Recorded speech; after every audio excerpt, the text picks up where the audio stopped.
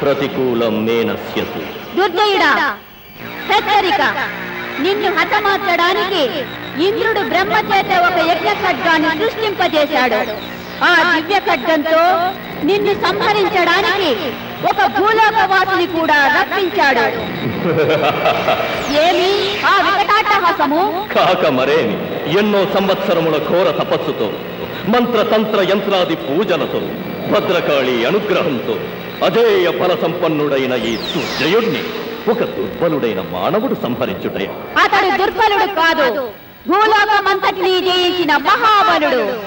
దేవదానవుల వల్ల మరణం లేని నీకు మానవుని చేతిలో మరణావకాశం ఉన్నది. నిన్ను సంహరించగల శక్తి ఆ యజ్ఞ ఖడ్గానికి, ఆ ఖడ్గాన్ని చేపట్టగల శక్తి ఆ వీరునికి ఉంది. ఖడ్గము వీరుడు కలిసిన కదా నాకు మరణము. కలవకుండా నీవెట్లు చేసేదవు? నీవే చూసెదవు. సౌందర్య, జగదేక వీరా, ఆగిపోయావి? రా. హోయ్ హోయ్, సరాసరి కౌగిటికి వచ్చుటయే.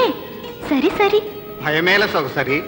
మీ మగసిరి ముందు ఈ సొగసరి ఏ పాటి? గడసరివే. జగదేక వీరా, వచ్చినట్టే వచ్చి నా ఎదగిచ్చిపోయేదవా? ఒక చేయనిదేమున్నది, ఒక పొందా విందా. నా పొందునందుకొనుటకు తొందరెందుకు? మన పరిణయమైనచో ఎప్పటికీ నీ ముందు, నీ అందు నేనుందు. ఈ అందము ఈ డెందము నీకే చెందు. సౌందర్య,